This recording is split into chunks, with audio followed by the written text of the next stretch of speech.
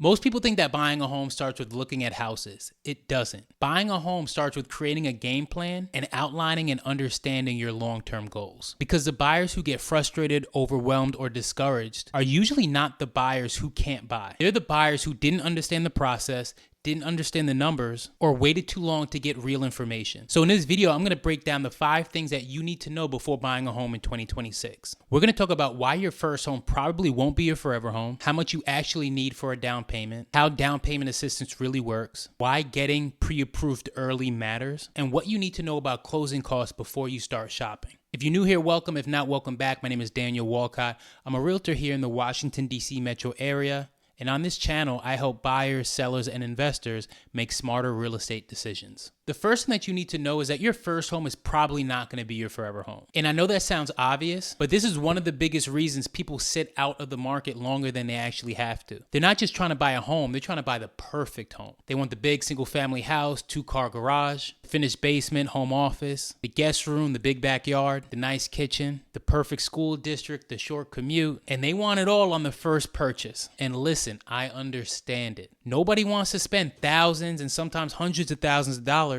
on something they don't love. But here's the problem. While you're waiting to afford your dream home may be getting more expensive. That $700,000 house that you wanted a few years ago might be $850,000 now. And that $850,000 house might be $1 million now. Real estate appreciates. That's one of the reasons why we buy real estate. It's why we invest in real estate. But if you're on the sidelines, you're not going to be able to take advantage of that appreciation. And while you're saving, your income may be growing, but it's not going to grow as fast as home prices, taxes, insurance, and the general cost of living. I mean, inflation is insane right now. And everything that you see in the news is going to affect home prices if it hasn't already. Sometimes a better strategy is not to wait until you can afford your forever home. Sometimes a better strategy is to buy right now, if and when you can. Not a bad home, not one that you hate, not one that's not going to fit your lifestyle, but one that's going to fit your needs now and, for the foreseeable future, let's say 5-7 years down the line. A home that you can afford, a home that you can maintain, a home that's going to give you stability, and most importantly, a home that's going to help you start building equity so you can one day afford that forever home. Because your life is going to change. You're going to get married, you're going to have kids. If you have kids, you might have more kids. You may switch jobs, you may start a business. You may need to care for a parent or move closer to family. You may even decide you don't like the neighborhood that you thought you wanted. So putting all this pressure on your first home because you think it's going to be your last can cause you to overspend or make emotional decisions. And I've seen this happen. People will stretch themselves and justify it by saying, well, this is going to be my forever home, so it's okay if I spend a little more. But what if forever only lasts 3 years? Now you bought too much house, the monthly payment's uncomfortable, and you need to sell it soon. I hope that's not your situation, but I've seen it happen, and the numbers aren't going to work out in the way that you hoped. Real estate rewards people who can hold on to a property for a long period of time. So instead of asking, is this my forever home? Ask, can this home help me take the next step? Can it stabilize my housing costs? Can it help me build equity? Can it become a rental later? Can it put me in a position to buy the next one? That's the mindset you need to have. The second thing that you need to know is that you probably don't need to put 20% down. This is still one of the biggest myths in real estate, so I always bring it up because people to this day will tell me, I want to buy, but I'm waiting to put 20% down. For some people, 20% makes sense. If you have the cash and you want a lower payment and you want to avoid mortgage insurance, even though there's other ways to avoid mortgage insurance, and if it leaves you with enough money after closing, 20% may be a good option. Talk to your lender about it. But for a lot of first-time home buyers, waiting until you have 20% saved up is going to keep you out of the market for years. It's unnecessary, especially when there are loan programs that don't require nearly as much. With some conventional loan options, buyers can put as little as 3% down. With an FHA loan, the minimum down payment is 3.5%. VA loans are available for eligible veterans, active duty service members, and surviving spouses, and that's 0% down. Same thing with USDA loans. That's a government-backed loan that allows you to purchase either land or property in rural areas at 0% down. So the question is not, do I have 20% to put down? The question you should be asking yourself is, what loans do I qualify for and which ones make the most sense for my situation? Because what you could do and what you should do are two different things, and it's important to know the difference. For example, you may be able to put 10% down, but does that actually help you enough to justify tying up all that cash? Let's say you're buying a $450,000 home. 3% down is $13,500. 10% down is $45,000. That's a difference of $31,000. Now, yes, putting more down will lower your monthly payments, but depending on your interest rate, taxes, insurance, mortgage insurance, the payment difference is not going to be as dramatic as you think. So before you empty your savings account to put more money down,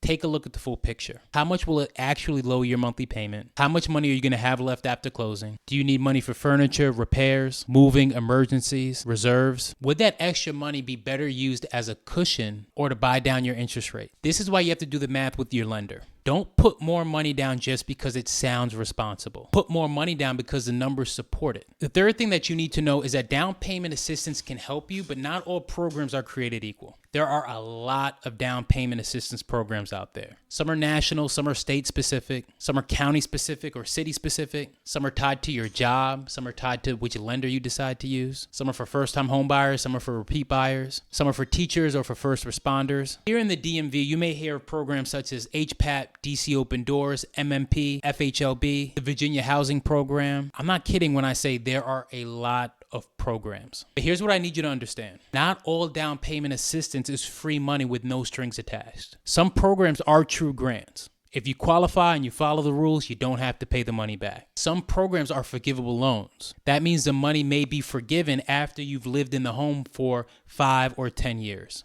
Some programs are deferred loans. That means you don't have to make monthly payments, but you do have to pay the loan back if you were to sell the property, move out, or refinance. Some programs are repayable second mortgages. That means you have a second loan on the property with its own payment and terms. So before you get excited about down payment assistance, you have to understand what's available to you and what the pros and cons are. When talking to your real estate agent or your mortgage lender, ask these questions. Is this a grant or a loan? If it's a loan, is it forgivable? Is it deferred? Or is it repayable? Is there a separate interest rate or a higher interest rate for using this program? When does it have to be paid back?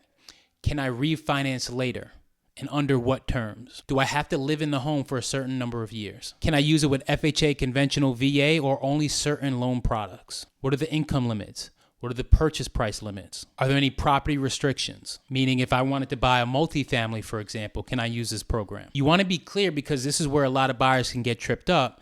They're maybe planning on getting 10 or 15K from a specific program. Lo and behold, they don't qualify for one reason or another. I'm a big believer in using down payment assistance and really any tool that's available to you. But the assistance has to fit your long-term strategy. You don't want to be put in a box that doesn't fit with your long-term plans. Let's move on to number 4. The fourth thing that I need you to know is that you should get pre-approved before you think you're ready. A lot of buyers wait too long to start talking to a lender. They say, hey, I'm going to save a little more first, or I'm going to work on my credit. I'm not ready yet. I don't want anybody pulling my credit. I get it. The issue is you may be working on the wrong thing. You may think you need to save $30,000 when you only need $15K. You may think your credit is fine, but there's something on there that can affect your loan and needs your attention. You may think your student loans are stopping you from buying when it's really not that much of an issue. You may think you need to pay one debt off first, but the lender says, hey, if you do this instead, it can increase your points by, X amount. So you want to talk to a lender early because they can see things that we don't see. And they can give you advice specific to your goal of purchasing a home. That does not mean you have to plan to buy a home tomorrow. It just means that you need a plan and you have somebody in your corner who can tell you exactly what you need to do. A good lender is going to look at your income, your credit, your debt, your assets, and your desired monthly payment and tell you what you may qualify for, what needs work, and what your next step should be. And I recommend talking to more than one lender. Not because you're trying to waste anybody's time, but all lenders are not the same. Some lenders are better with down payment assistance. Some are better with self-employed buyers. Some specialize with VA loans. Some understand renovation loans better. Some are better with condos. Some are more responsive. Some are more creative. Some have better interest rates. So you want to compare. I say talk to at least 3. You can talk to a local mortgage lender, your credit union, a mortgage broker, or even, one of the large banks. Each option is going to have pros and cons. But if you're working with a real estate agent, I do think one of the lenders that you should talk to is somebody that they recommend. You don't have to use them, but your agent knows who communicates well, who understands the market, who closes on time, and who can solve problems when things get complicated. And let me clean up one thing that buyers worry about. Yes, a mortgage pre-approval requires a hard credit pull. But when you're shopping for a mortgage, multiple mortgage inquiries within a 45-day window are treated as a single inquiry for mortgage shopping purposes. So don't let the fear of a credit pull stop you from getting the information that you need. Also, pre-approvals don't last forever. Most are going to be good for 90 to 120 days. It depends on the lender and the documents that they reviewed. But remember, the goal is not just to get a letter. The letter doesn't even matter. The goal is to understand your numbers. What purchase price are you comfortable with? What monthly payment are you comfortable with? How much cash do you need to close? What loan type makes sense? What are your estimated taxes and insurance? What programs do you qualify for? That's going to be the information to allow you to go through the home buying process with confidence. The fifth thing that I need you to know is that closing costs are real and it's separate from your down payment. This is another place where buyers get surprised. They save for their down payment, but they forget about closing costs. Your closing costs are the fees and prepaid expenses associated with actually completing the transaction of buying a home. They can include lender fees, title fees, the appraisal costs, recording fees, transfer taxes, prepaid property taxes, prepaid homeowners insurance, and other costs depending on the property and the location. A rough estimate is going to be about 3 to 4.5% of the purchase price. That number can vary a lot, so this is not something that you want to guess about. You can have your lender provide a loan estimate even during the pre-approval process so you have a better idea of what closing costs are and how much they're going to be. The good news is there's ways to reduce how much you actually have to come out of pocket to pay for these closing costs. The first option is seller help. This is when the seller agrees to contribute money out of their pocket to go towards your closing costs. If you're using an FHA loan, the program allows sellers to pay up to 6% of the loan amount to go towards your closing costs.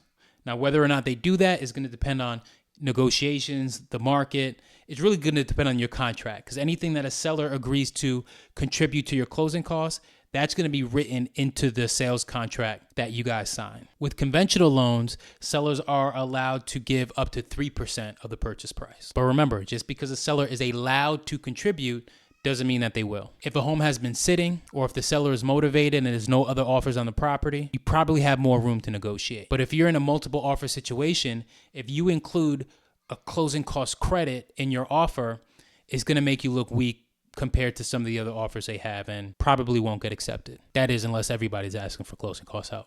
Another option is through a lender credit. This is when the lender actually gives you a credit to go towards your closing costs. Usually they'll do this in exchange for a higher interest rate. Now, this can make sense if your priority is reducing the amount of cash to close that you need to bring towards the transaction. Another option, of course, is down payment assistance. Some programs can be used towards down payment, closing costs, or both. The fourth option is a gift from family, and we see this a lot. If a family member is giving you money towards the transaction, the only thing that you're going to need is a letter from whoever's giving you the money stating that this is a gift and not a loan. You present that to the lender and you'll be fine. And one more thing before I forget, your down payment and closing costs are paid at the end of the process. There are going to be 3 times throughout this entire process that you're going to have to come out of pocket up front before you even pay your down payment and closing costs.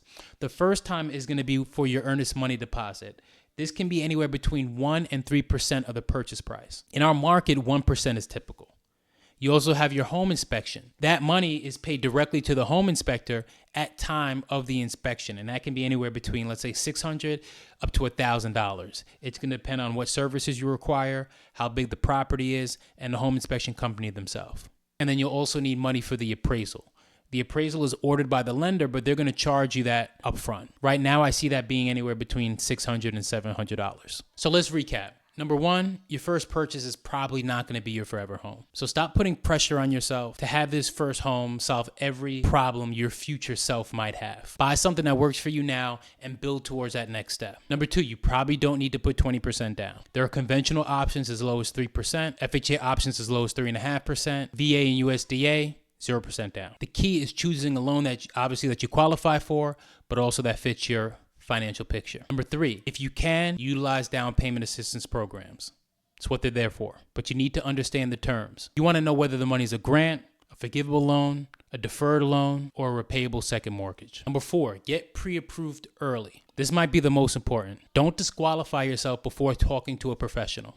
3 professionals. A good lender can help you build a plan even if you're not ready to buy tomorrow. Number 5, your closing costs are separate from your down payment. Make sure you understand your total cash to close. That's a number that your lender can help you with. You can use help from the seller, lender credits, assistance programs, and even gifts from family. But the biggest message I want you to take away from this video is buying a home in 2026 is not impossible. But you can't make new moves based on old information. You need updated numbers, you need a realistic plan, you need the right agent, and you need the right lender. And you need to understand how all these pieces work together before you start falling in love with properties online. If you're thinking about buying a home in DC, Maryland, or Virginia, and you want help putting together a real game plan, reach out to me. My team and I would love to help you figure out your next steps. And before you go, do me a favor, like this video, subscribe to the channel, and most importantly, send this video to somebody who needs to see it. As always, my name is Daniel Walcott, your resource for all things real estate here in the DMV area. I'll see you next time.